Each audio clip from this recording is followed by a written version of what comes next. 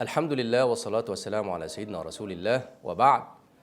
نتحدث اليوم عن المنهج الذي رسمه الإسلام لكي يعيش الإنسان في حياته ويؤدي شعائر دينه بطريقة سليمة وبطريقة سهلة وميسورة. وهذا المنهج قد تحدث عنه النبي صلى الله عليه وسلم واختصره كله في كلمة واحدة، وهي كلمة القصد. فتعالوا نتعرف على هذا المنهج.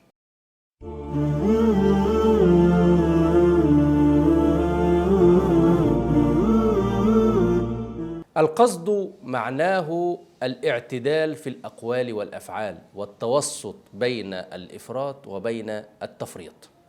والقصد جاء في حديث رسول الله صلى الله عليه وسلم حينما قال: القصد تبلغ. ومعناه أن الإنسان الذي يلتزم بالتوسط والاعتدال في أقواله وأفعاله، في عبادته وفي حياته وفي كلامه وفي مشيه وفي طعامه وفي شرابه وفي ملبسه، هذا هو الإنسان الذي يعيش حياة سهلة وميسورة ويصل إلى الغاية المرجوة من عبادته ومن حياته. هكذا ذكر النبي صلى الله عليه وسلم هذه الكلمة. والقصد أيضا يعني الاستقامة على أمور الدين. جاء رجل إلى رسول الله صلى الله عليه وسلم وقال له: يا رسول الله، أوصني وأوجز. قال: قل آمنت بالله ثم استقم.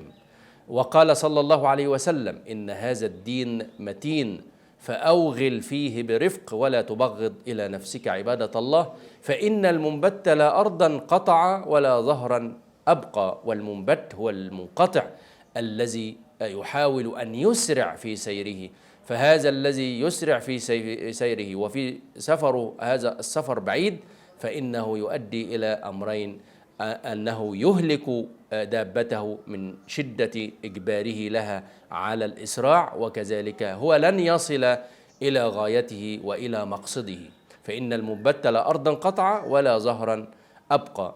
هذا المنهج يعني الرسول صلى الله عليه وسلم طبقه لنا في حياته. فننظر إلى هذا التطبيق حينما يخبرنا سيدنا أنس بن مالك رضي الله عنه عن صلاة رسول الله صلى الله عليه وسلم، فيقول: ما صليت خلف إمام قط كان أخف صلاة ولا أتم صلاة من رسول الله صلى الله عليه وسلم، إن كان ليسمع بكاء الطفل فيخفف في صلاته حتى لا تفتن أمه. هذا بالنسبة لصلاة رسول الله صلى الله عليه وسلم. أما بالنسبة للصوم، فتقول السيدة عائشة رضي الله عنها: كان النبي صلى الله عليه وسلم يفطر حتى نقول لا يصوم، ويصوم حتى نقول لا يفطر.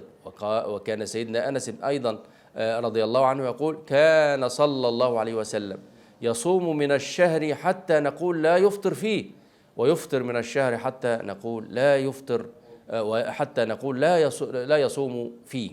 ومعنى هذا أن النبي صلى الله عليه وسلم كان يوزع أيام الصيام على السنة كلها، كان يوزع أيام الصيام على الشهر أو على الشهور كلها، فكانت كل الشهور محلا لتطوع رسول الله صلى الله عليه وسلم بالصيام إلا شهر واحد، وهو شهر ماذا؟ هو شهر رمضان، لأن الإنسان لا يتطوع في رمضان بل يصوم صوم الفريضة.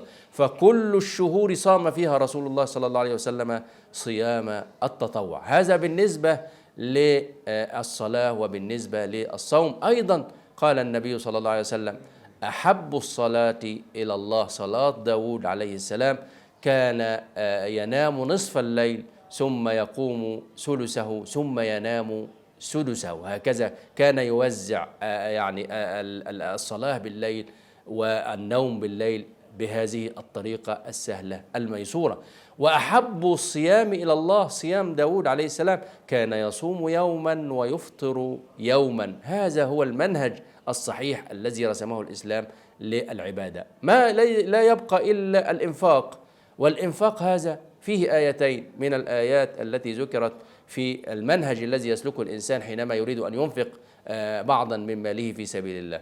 الآية الأولى يقول الله سبحانه وتعالى في صفات عباد الرحمن: والذين إذا أنفقوا لم يسرفوا ولم يقتروا وكان بين ذلك قوامة، يعني أنهم حينما يريدون أن ينفقوا فلا يكون منهم إسراف ولا يكون منهم الإقتار وهو البخل. الآية الثانية يعني الله سبحانه وتعالى يقول: ولا تجعل يدك مغلولة إلى عنقك ولا تبسطها كل البسط فتقعد ملوما محصورا. يعني الآيتين أو الآيتان كل واحدة منها تحكي لنا موقفا معينا، لكن المجموع يعطينا منهج القصد والتوسط بين الإسراف في الإنفاق وبين البخل والإمساك في الإنفاق. هذا بالنسبة للعبادة. فما بال الحياة؟ في الحياة عموما الإنسان يمر بمراحل كثيرة، منها مراحل القوة ومنها مراحل الضعف. فيأتي النبي صلى الله عليه وسلم ويقول لنا: خذ من قوتك لضعفك، ومن حياتك لموتك، ومن صحتك لمرضك. فالإنسان في هذا المنهج السليم لا بد أن يراعي هذه الأوقات. الوقت الذي يكون فيه قويا عليه أن يعمل للوقت الذي يكون فيه ضعيفا، الوقت الذي يكون فيه صحيحا عليه أن يزيد في الأعمال للوقت الذي قد يكون فيه مريضا، الوقت الذي هو فيها على قيد الحياة عليه أن يعمل ليوم لقاء الله عز وجل. أيضا هذا المنهج لا يقتصر على هذه الأمور، بل يشمل أمورا أخرى، يشمل الكلام. فالإنسان في الكلام وفي المشي يقول الله سبحانه وتعالى: واقصد في مشيك واغضض من صوتك.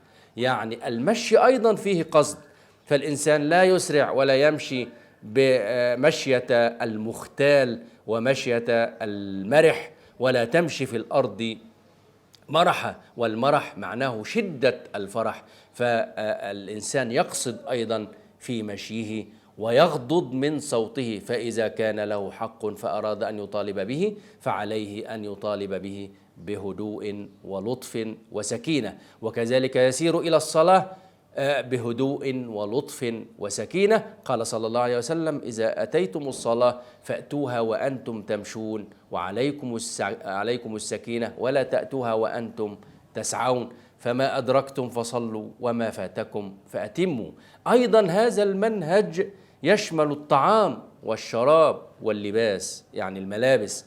فالله سبحانه وتعالى يقول: يا بني آدم خذوا زينتكم عند كل مسجد وكلوا واشربوا ولا تسرفوا. ومعنى خذوا زينتكم عند كل مسجد أي أيضا الإنسان عليه أن يهتم بمظهره حينما يريد أن يذهب إلى العبادة، وليس معنى العبادة هو أن يذهب الإنسان ويعني بثوب بال أو بشكل غير لائق، ولكن الله سبحانه وتعالى أمرنا أن نأخذ الزينة ونحن ذاهبين إلى العبادة. وكلوا واشربوا، الطعام والشراب وعدم الإسراف في هذا. إذن هذا هو المنهج المتوسط المتوازن الذي يبلغ الإنسان مقصده سواء في عبادته أو في حياته. نسأل الله التوفيق، والسلام عليكم ورحمة الله وبركاته.